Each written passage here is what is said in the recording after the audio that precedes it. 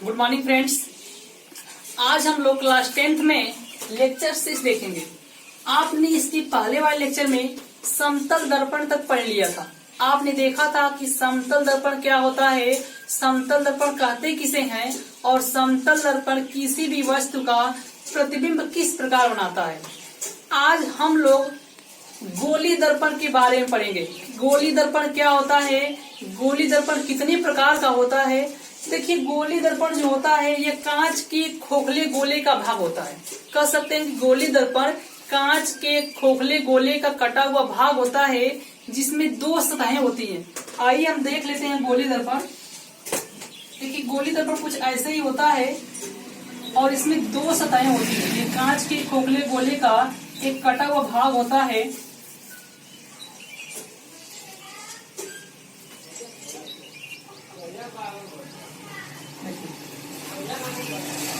गोली दर्पण कांच के खोखले गोले का कटा हुआ भाग होता है, इसमें दो सतहें होती हैं। आप देखिए, अगर इसको हम देखें कर्व टाइप, इससे अगर ऐसे बनाएं, देखिए अंदर एक सतह है जो दबा हुआ है, ये धंसा अवस्था है ना। देखिए अंदर, और एक बाहर आपको दिख रहा है उभरा अवस्था। ठीक ऐसे ही होता है, एक अंदर धंसा हुआ सतह होता है या दबा अवस्था होता है। दबा हुआ सतह, दबा हुआ सतह, इस सतह को हम कहते हैं अवतल तल, या इसे हम कहते हैं अवतल तल, अवतल तल। और एक बाहर उभरा हुआ सतह होता है। देखिए बाहर क्या उभरा हुआ सतह है, बाहर उभरा हुआ सतह होता है, उभरा हुआ सतह जिसे हम कहते हैं उत्तल तल या उत्तल तल। हमने बताया कि गोली दर्पण स्फेरिकल मिरर कांच के खोखले गोले का कटा हुआ भाग होता है जिसमें दो सतहें होती हैं। एक होता है दबा हुआ सतह या अवतल तल। अगर देखिए इसको हम देखें तो ये देखिए कर्व टाइप है ना। देखिए अंदर एक सतह है, देखिए एक दबा हुआ सतह है, मतलब एक धंसा हुआ सतह है, इस सतह को अवतल तल बोलेंगे। और देखिए बाहर उभरा हुआ सतह है, तो इस सतह को उत्तल तल बोलेंगे। और यह गोली दर्पण दो प्रकार का होता है। गोली दर्पण दो प्रकार का होता है। पहला होता है अवतल दर्पण, अवतल दर्पण,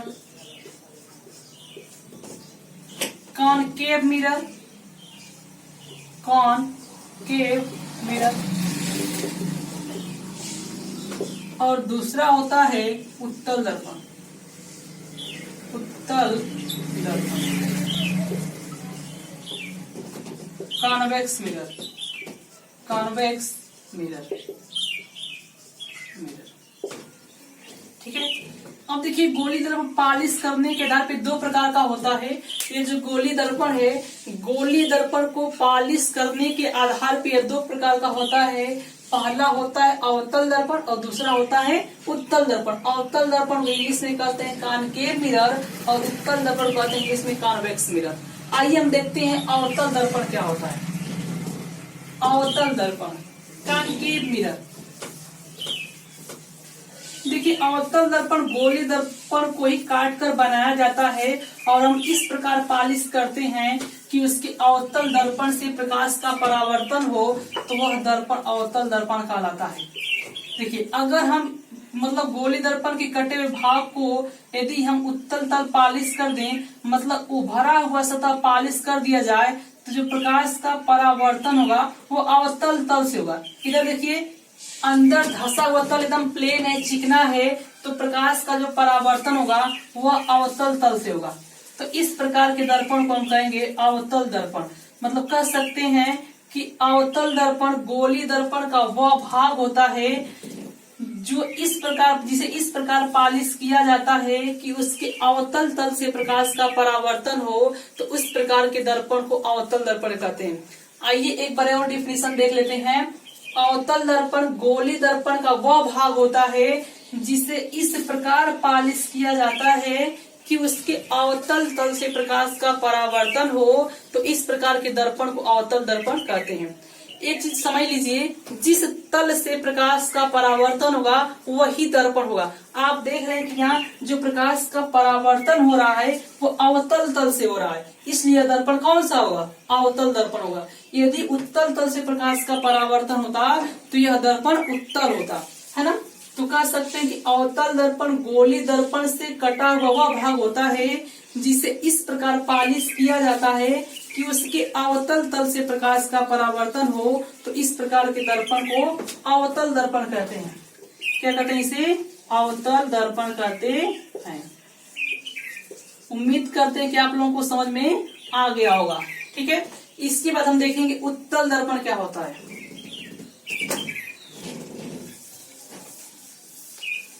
कॉन्वेक्स मिरर, उत्तल दर्पण। दूसरा जो होता है गोली दर्पण का प्रकार, वह होता है उत्तल दर्पण। अब देखिए, अवतल दर्पण में प्रकाश का परावर्तन अवतल तल से हो रहा था, तो उत्तल दर्पण में प्रकाश का परावर्तन उत्तल तल से होगा। Convex mirror. कह सकते हैं कि उत्तल दर्पण गोली दर्पण का वह भाग होता है जिसे इस प्रकार पालिश किया जाता है कि उसके उत्तल तल से प्रकाश का परावर्तन हो। अब देखिए, अवतल तल पालिश कर दिया गया है, तो कौन सा तल बचेगा? उत्तल तल, और इसी तल से प्रकाश का परावर्तन होगा। तो इस प्रकार के दर्पण को हम उत्तल दर्पण कहेंगे।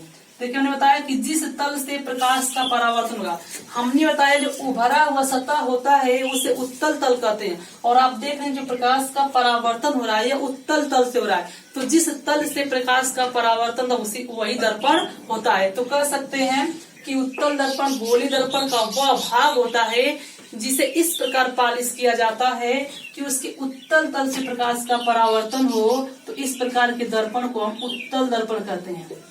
उत्तल दर्पण करते हैं। ये आपका है उत्तल दर्पण।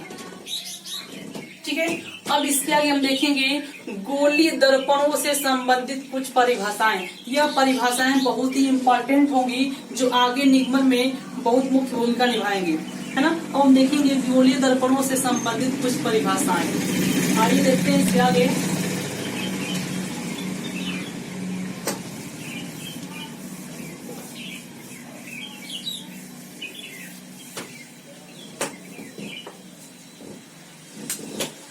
गोलीय दर्पणों से संबंधित गोलीय दर्पण से संबंधित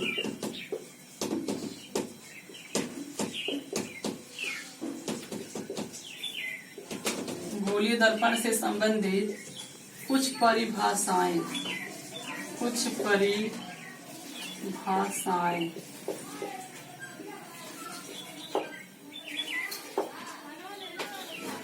ठीक है, तो ध्यान से आप लोग देखिएगा।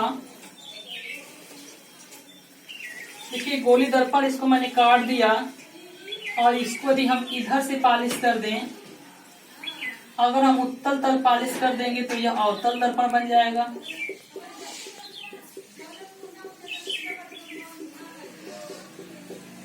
और इसके अवतल तल पालिश कर देंगे तो यह उत्तल दर्पण बन जाएगा।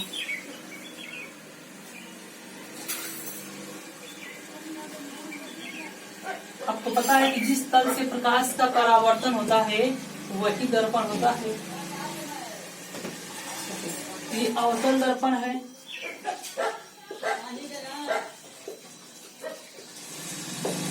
और ये उत्तल दर्पण है।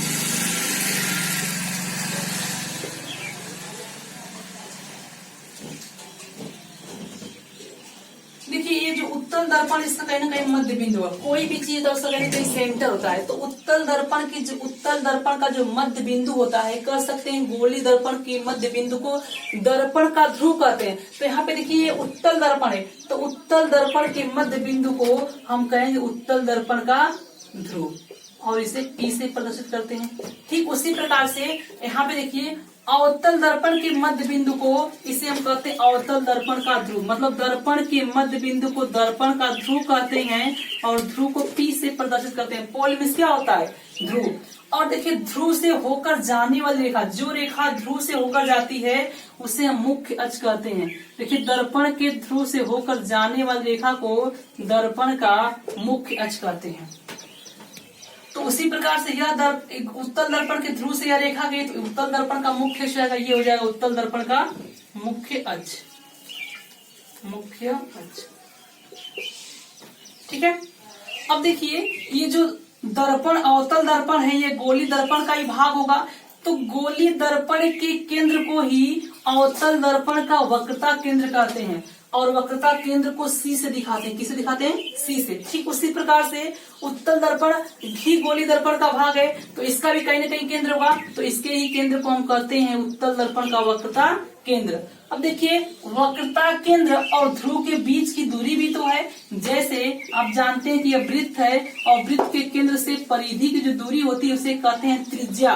और यहाँ पे देखिए वक्रता केंद्र से ध्रुव की जो दूरी होती है उसे कहते हैं वक्रता त्रिज्या और वक्रता त्रिज्या को हम R से दिखाते हैं R से। हमने बताया दर्पण के वक्रता केंद्र से ध्रुव के जो बीच की दूरी होती है उसे वक्रता त्रिज्या कहते हैं। ठीक उत्तल दर्पण में देख लेंगे कि दर्पण के ध्रुव से वक्रता केंद्र की जो बीच की दूरी होगी उसे वक्रता त्रिज्या कहेंगे। बस अंतर यह होगा कि अवतल दर्पण की वक्रता त्रिज्या है और ये उत्तल दर्पण की वक्रता त्रिज्या है।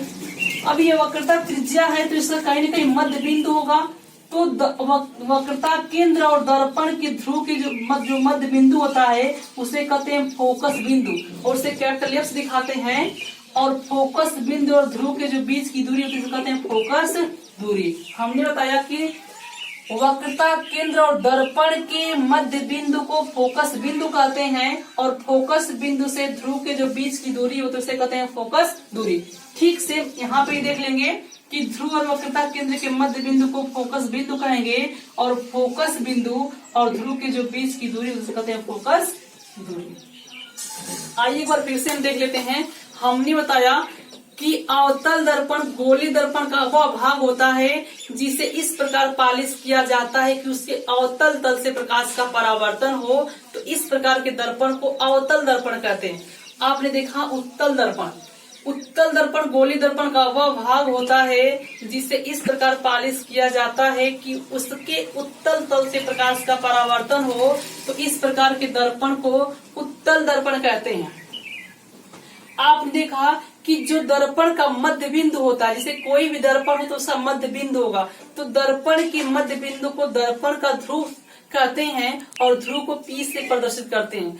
आपने इसके बाद देखा कि दर्पण के ध्रुव से जो रेखा जाती है उसे बोलते हैं दर्पण का मुख्य अक्ष। अब अवतल दर्पण हो या उत्तल दर्पण हो, यह गोली दर्पण का ही भाग होता है, तो जिस दर्पण का भाग होता है उस दर्पण के केंद्र को ही इस दर्पण का केंद्र कहते हैं, है ना। तो दर्पण के केंद्र को कहते हैं वक्रता केंद्र और वक्रता केंद्र को C से दिखाते हैं और वक्रता केंद्र C और जो दर्पण के ध्रुव के जो बीच की दूरी होती है उसे कहते हैं वक्रता त्रिज्या। इसे आप कैपिटल R या स्मॉल r से भी प्रदर्शित कर सकते हैं। जैसे आपने देखा कि दर्पण के वक्रता केंद्र और जो ध्रुव के बीच की दूरी होती है उसे कहते हैं वक्रता त्रिज्या। और जो वक्रता केंद्र है और ध्रुव है, इसका जो मिडिल पॉइंट होता है, जो मध्य बिंदु होता है उसे कहते हैं फोकस बिंदु और उसे कैपिटल F से प्रदर्शित करते हैं। और फोकस बिंदु और जो ध्रुव के बीच की दूरी होती है उसे कहते हैं फोकस दूरी और उसे स्मॉल f से प्रदर्शित करते हैं। आइए इसके बाद हम देखेंगे कि गोली दर्पण का मुख्य फोकस क्या होता है। गोली दर्पण का मुख्य फोकस किसे कहते हैं, ये कई बार आपके एग्जाम पूछा भी हुआ है और बहुत ही इम्पोर्टेंट परिभाषा है। आइए आप लोग ध्यान से देखिएगा कि गोली दर्पण का मुख्य फोकस क्या होता है।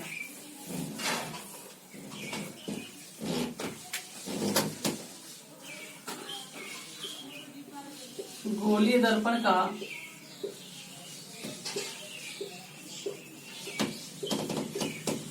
मुख्य फोकस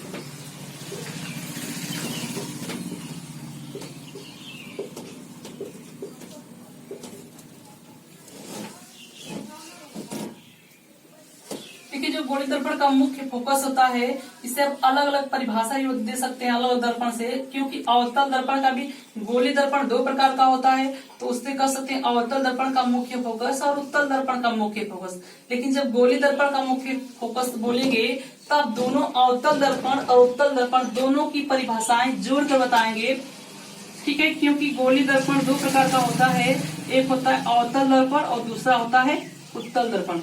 आइए हम चित्र के माध्यम से दिखाते हैं कि कैसे आप परिभाषा बता सकते हैं। बहुत ही इजी परिभाषा है। देखिए अभी मैंने बताया कि दर्पण के मध्य बिंदु को दर्पण का ध्रुव कहते हैं, तो यह अवतल दर्पण है, क्योंकि आप देख रहे हैं कि उसमें उत्तल तल पालिश कर दिया गया है, तो अवतल तल बचा है और प्रकाश का परावर्तन अवतल तल से होगा। तो जिस तल से प्रकाश का परावर्तन होता है उसे अवतल दर्पण मतलब वही दर्पण होता है। तो यहाँ पे अवतल तल से प्रकाश का परावर्तन होगा, तो ये अवतल दर्पण होगा। और आप यहाँ पे देखिए उत्तल तल से प्रकाश का परावर्तन होगा, क्योंकि इसमें अवतल तल तो पालिश कर दिया गया है, तो जो तल चिकना होगा उसी से ही प्रकाश का परावर्तन होगा। तो यहाँ पे देख रहे हैं उत्तल तल से प्रकाश का परावर्तन होगा, तो इसे उत्तल दर्पण कहेंगे और ये उत्तल दर्पण है। उम्मीद करते हैं कि आप लोग अब दर्पण पहचान लेंगे कैसे और कौन उत्तल दर्पण होगा कौन अवतल दर्पण होगा। और अभी मैंने बताया कि दर्पण के मध्य बिंदु को दर्पण का ध्रुव कहते हैं और जो ध्रुव से रेखा जाती है उसे बोलते हैं मुख्य अक्ष। तो ये मुख्य अक्ष हो गया। ठीक उसी प्रकार से यहाँ भी देखिए दर्पण के मध्य बिंदु को दर्पण का ध्रुव कहेंगे और जो ध्रुव से रेखा जाएगी उसे बोलेंगे मुख्य अक्ष। बस अंतर यह होता है कि देखिए अवतल दर्पण मतलब इसका इधर ये गोली दर्पण इधर रहा होगा, तो इसका वक्रता केंद्र भी इधर होगा, इसका फोकस बिंदु भी इधर होगा। अब देखिए उत्तल दर्पण कुछ इस प्रकार इधर रहा होगा, तो इसका वक्रता केंद्र भी इधर होगा और फोकस बिंदु क्या होगा उधर होगा। ठीक है, आइए परिभाषा दे देते हैं मुख्य फोकस की।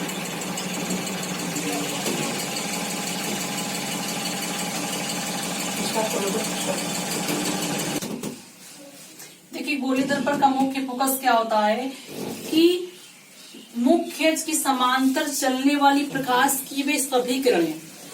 गोली दर्पण का मुख्य फोकस क्या होता है कि मुख्य अक्ष के समांतर चलने वाली प्रकाश की सभी किरणें दर्पण से परावर्तन होने के बाद जिस बिंदु से होकर जाती हैं या जिस बिंदु से आती हुई प्रतीत होती हैं। आप देख रहे हैं कि अवतल दर्पण में देखिए प्रकाश की सभी किरणें मुख्य अक्ष के समांतर आ रही है। देखिए मुख्य अक्ष के समांतर आने वाली प्रकाश की सभी किरणें दर्पण से परावर्तन होने के बाद जिस बिंदु से होकर जाती हैं, यहाँ पे देखिए जिस बिंदु से आती हुई प्रतीत होती है। यहाँ पे किरणों को डॉट डॉट दिखाया गया है।